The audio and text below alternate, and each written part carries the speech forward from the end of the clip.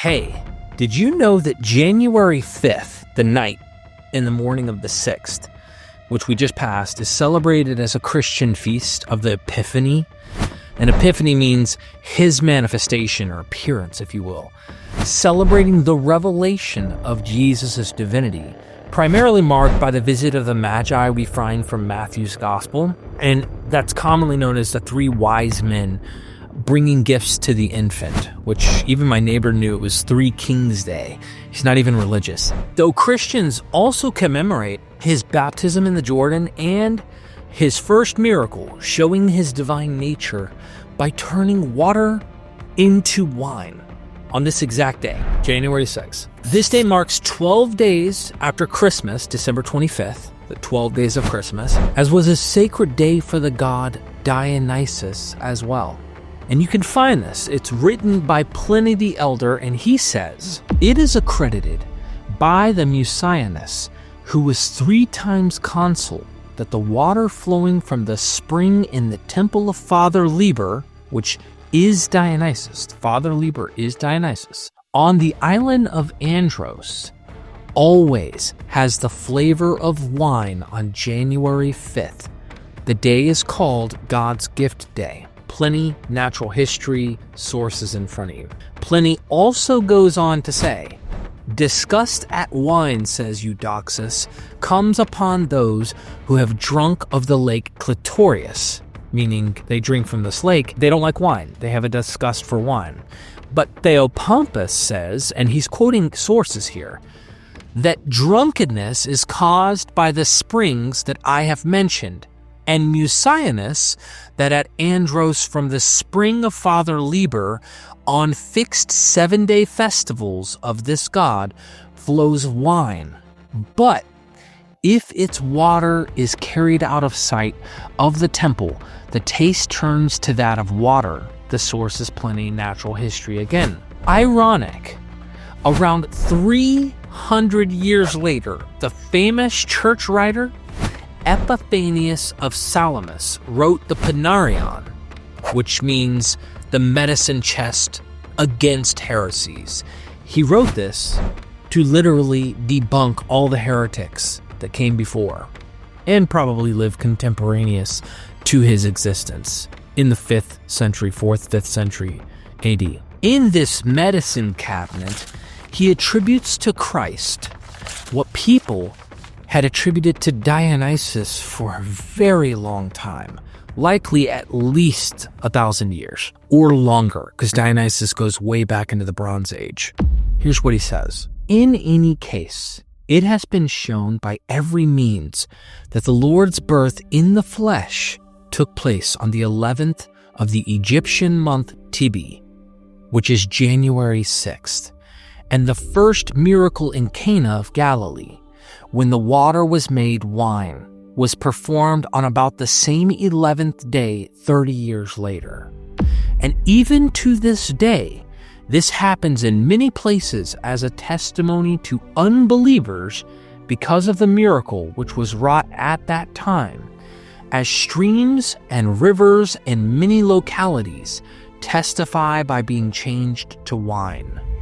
The stream at Sibir, the chief city of Caria, bears witness at the same time of day at which the servants drew the water, and Christ said, 'Give it to the governor of the feast.'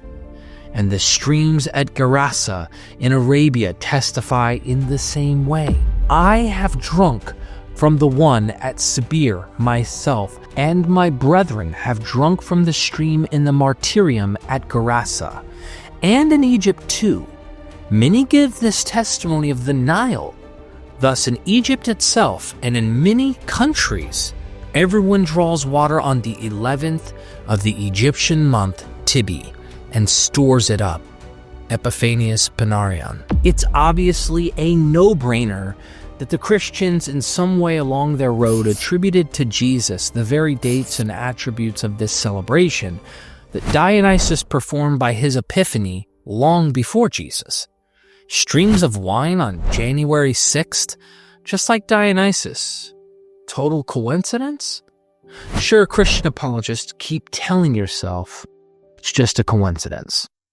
That'll work. What I'm saying is very relevant because we just passed January 5th to 6th, the night of the 5th into the 6th, where the birth of Christ is celebrated.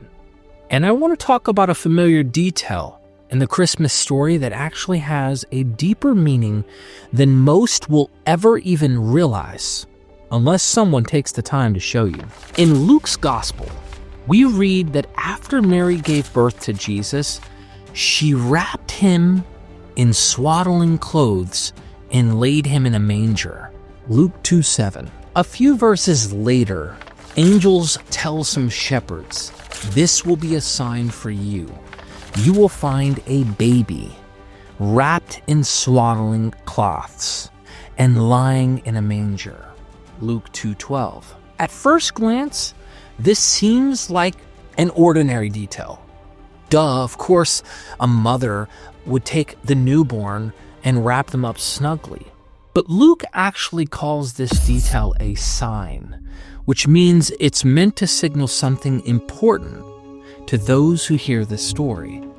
Why would swaddling clothes be significant? Because Luke is tapping into a Greco-Roman literary symbol where swaddling clothes show up in stories about divine children, especially stories where a child's identity as the son of a god is being revealed, proven, or highlighted. This detail alone will show you that Luke, his project is literary and not literal.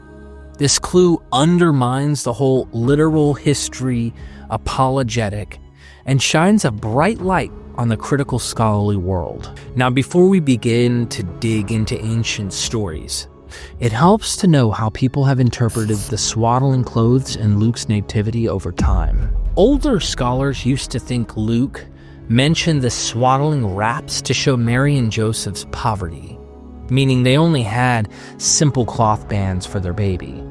Others thought it emphasized Jesus' humble, lowly birth. And some early Christian writers, like Clement of Alexandria in the 2nd century, he suggested that the swaddling cloths were a foreshadowing of the burial linens that would wrap Jesus' body after the crucifixion.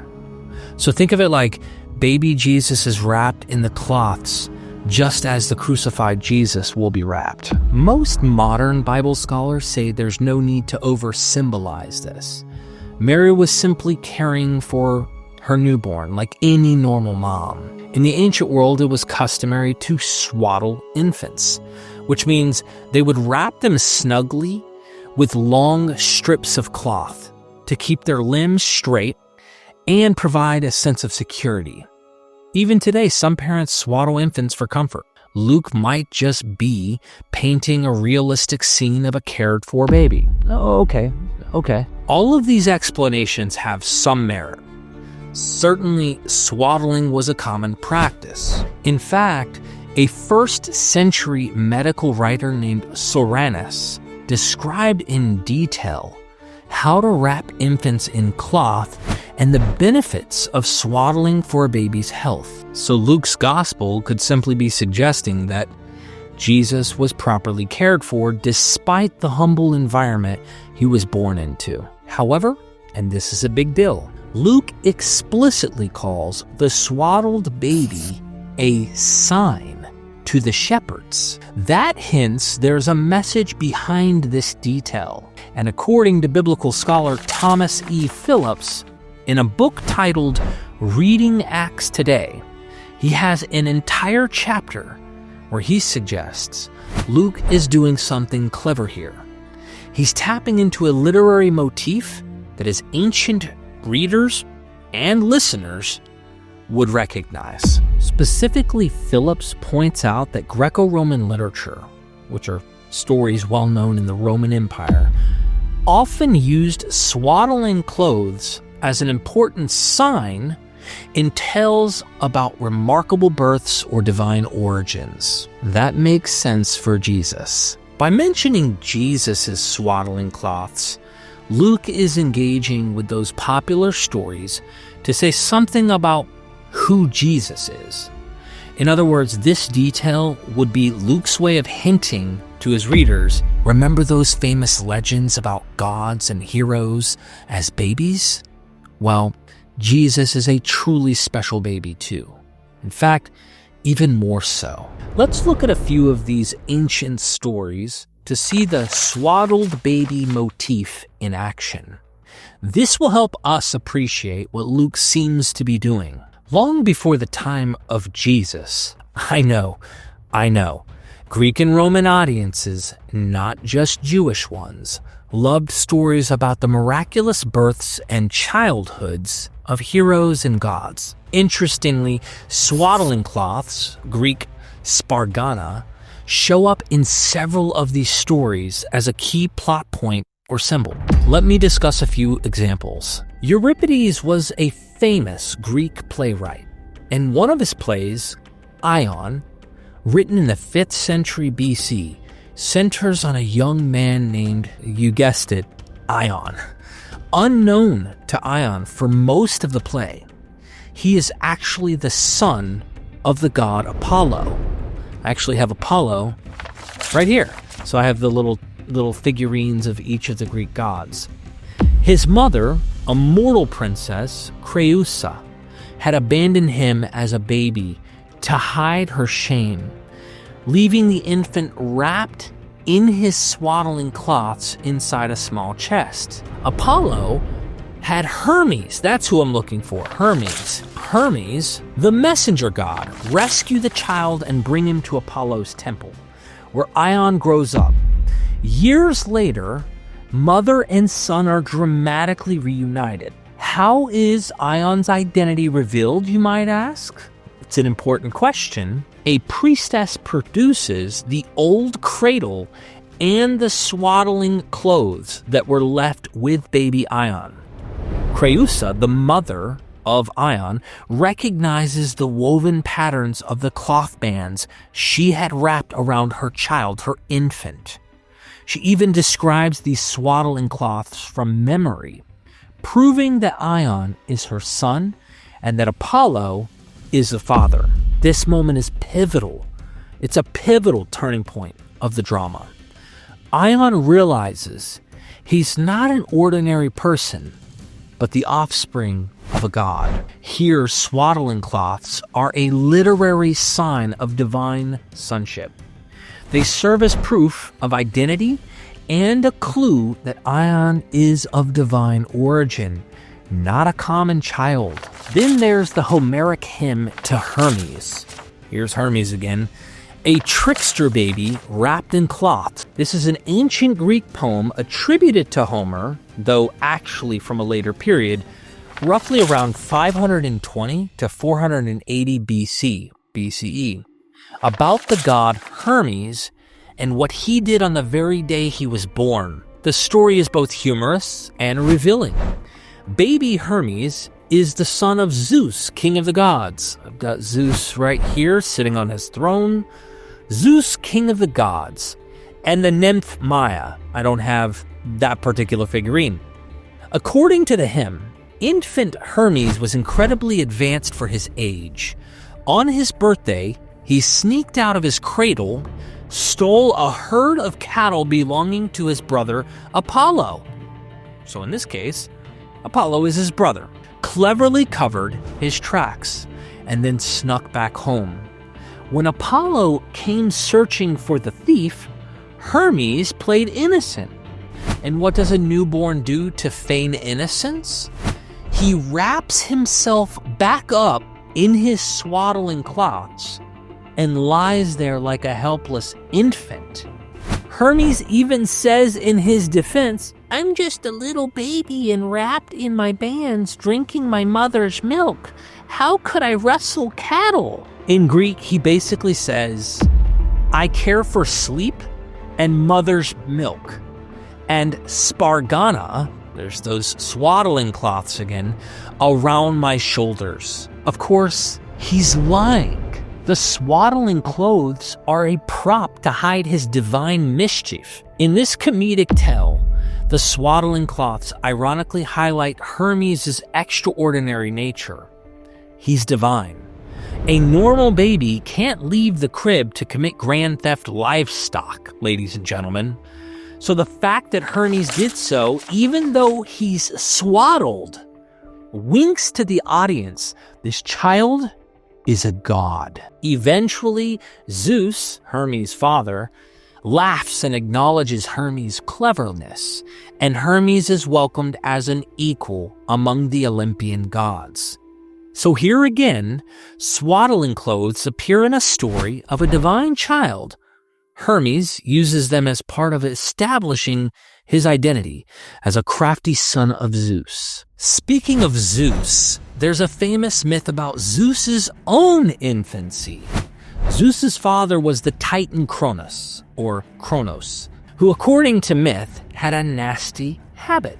You might ask, what is it? He feared one of his children would overthrow him. So whenever his wife Rhea gave birth, Kronos would swallow the newborn whole. Yeah, pretty horrifying. But stick with me. When baby Zeus was born, Rhea was determined to save him. Her trick? She wrapped up a stone in swaddling cloths and handed that bundle to Kronos. Kronos, thinking it was the infant, gulped it down while the real baby Zeus was safely hidden and later rescued. Zeus, of course, grows up to indeed overthrow Kronos and become king of the gods. In this story, swaddling cloths are literally used as a decoy, a clever way to conceal the child and fool the enemy. It shows that even as a newborn, Zeus's destiny and the cunning of his mother and allies marked him as special. This story was well known in antiquity. It appears in Hesiod's Theogony and other sources.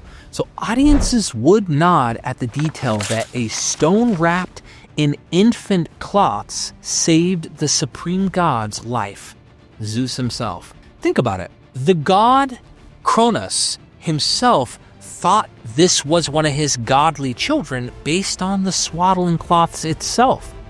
And audiences knew that when they heard the story or read the story. Then we have Heracles, another son of Zeus with a mortal woman. I wish I had the same kind of figurine, but either way. He is famed for his strength and heroic deeds. But his legend too has a baby story. When Heracles was just a few months old, the goddess Hera, who was jealous of Zeus's illegitimate son, sent 2 venomous snakes to kill the child in his crib. Baby Heracles, wrapped in his swaddling bands, astonishingly strangled the snakes with his bare hands. In some versions of the story, his swaddling clothes are described as getting soaked with the snake's blood as he kills them. This miraculous feat proved to Heracles' parents and anyone else who doubted that he was no ordinary child. He had divine strength. Once again, swaddling cloths are part of the set dressing of a scene where a child's supernatural origin or power is revealed. And what do all these stories have in common? Well, in each case, we got Jesus here, a baby in swaddling cloths turns out to be someone extraordinary, a child of the gods or a hero with a special destiny. The swaddling bands often serve as a symbolic clue or a prop in the narrative that eventually points to the child's true identity. Ancient audiences were used to this storytelling motif. They knew that if a tale highlighted the wrappings of an infant, it may not be like some random detail. It is likely a setup for a big reveal about the baby's importance. And according to Dr. Thomas E. Phillips, the scholar who studied this extensively and wrote the chapter, Luke's mention of Jesus' swaddling clothes fits into this divine child literary motif from Greek literature. In other words, Luke seems to be deliberately echoing those well-known stories to signal Jesus' identity. This baby wrapped in cloths and lying in a manger is actually the Son of God. Just as Ion was the son of Apollo, Hermes the son of Zeus, or Heracles the son of Zeus, Jesus is the son of the Most High God. Luke is using familiar literary imagery to press the point that something greater than all the old myths is happening here. Let's return to Luke's scene. The angel tells the shepherds, "This will be a sign for you, and you will find a baby wrapped in swaddling cloths and lying in a manger." Luke 2:12. On the surface, the swaddled baby in a manger is just the way the shepherds can identify they found the right child that night. But given what we've seen recently with these examples, it likely carries a deeper theological punch as well. Think of it from the perspective of an educated reader in Luke's time, around the 1st and 2nd century AD. Such a person would have known the Greek myths and stories we just summarized. I'm reminded of many books, really. The recent book by Daniel B. Glover, but like Daniel B. Glover's title, Jesus and Other Sons of God, right? And then he goes on to talk about Christology, Luke's Christology, and Mediterranean myth. Literally, you see Hermes, Jesus doing what Hermes was doing in art on the cover. You also have other books like Bruce Loudon's, which covers Greek myth in the Bible, the Dionysian Gospel, which highlights what we literally said in the introduction of this video, where the Gospel of John, which, by the way, he believes that Luke knows John's Gospel, or vice versa. I believe Luke knows John's Gospel. Either way, Luke and John are in competition. And John's writing a Dionysius gospel, literally, where he makes Jesus the greater than Dionysius. And I think that's absolutely worth checking out because he thinks this is imitating Euripides' Bacchae. And then, of course, I can never not mention Richard C. Miller's amazing book, Resurrection and Reception in Early Christianity, where he covers so many of these prior Greek models that literally hook, line, and sinker, the tropes within early Christianity, from the empty tomb to all sorts of translation fable elements, are found in this book to show you Christianity just keeps following an age-old storytelling trope and how it crafts Jesus.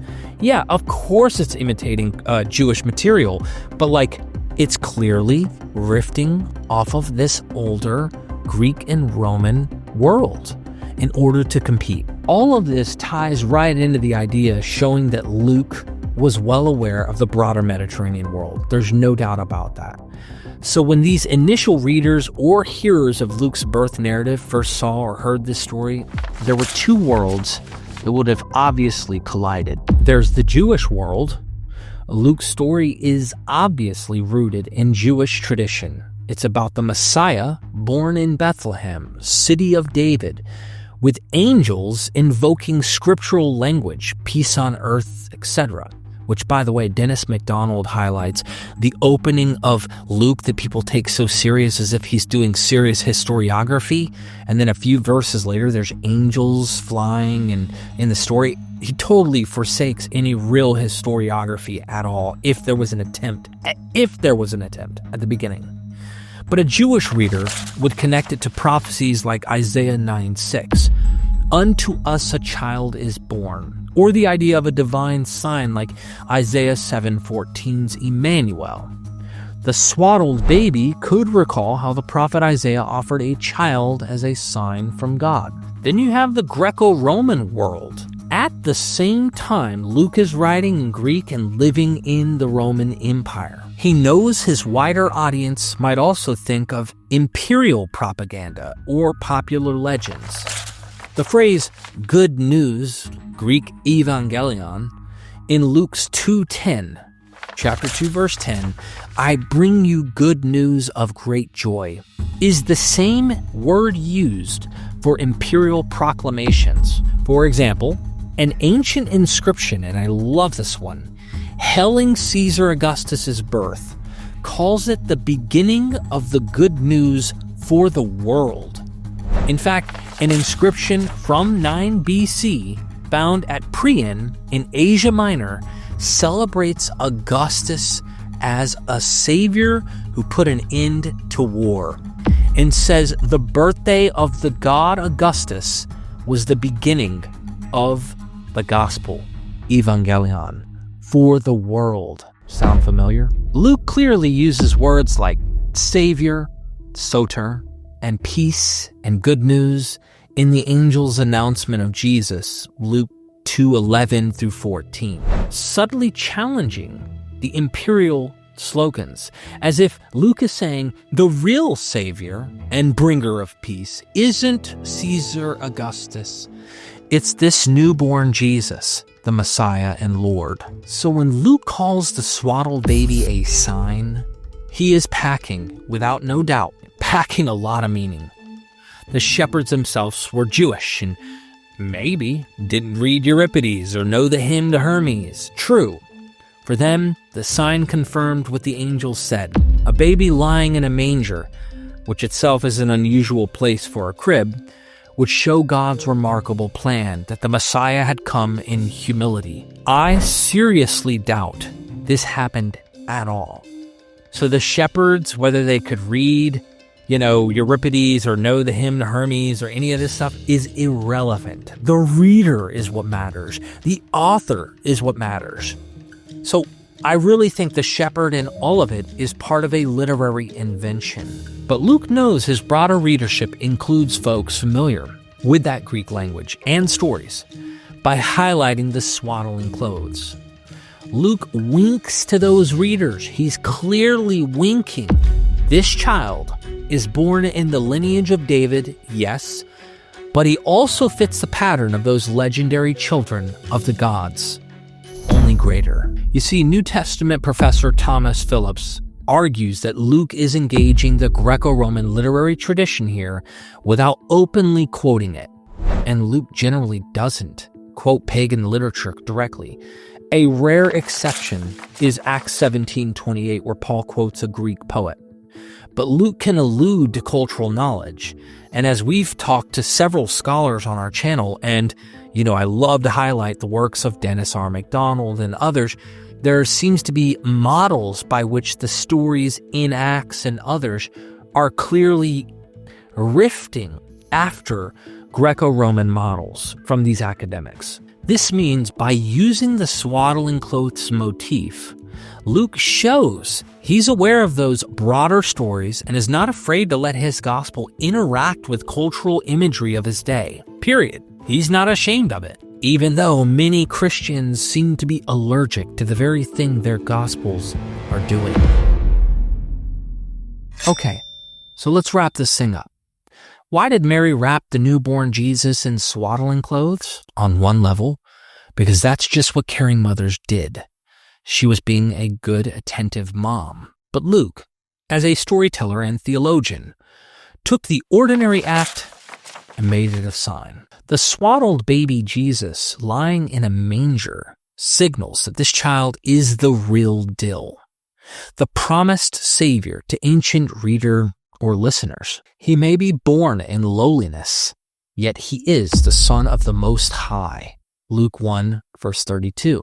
By echoing the literary motif of special infants in swaddling bands known from Greek myth and literature, Luke's infancy narrative carries an extra layer of meaning for his readers. Luke is saying Jesus, not any pagan god or Roman emperor, is the one truly sent by God to establish peace and salvation for all. I find it really amazing how such a small detail, when pointed out, can really shine a bright light on a deep past of mythic material onto Jesus. And I am certain that many of the C.S. Lewis fans out there will just say this is the true myth. So no amount of literary creation will move them from their unfalsifiable stance. For those who are paying attention, you can see what this piece of evidence suggests. This is a literary creation. This is legend. Full stop. Whoever this author we call Luke really was, he knew how to tell a story. Hey, if you've enjoyed this video, please be sure to give us a subscription by subscribing. Check the bell, hit all to this channel. We could really use your help. And check us out on Patreon. To help us create more, you gain early access, you can private message me, and you're helping support creativity and education to the broader world. We could really use it, especially in the year 2026. But also, never forget, we are MythVision.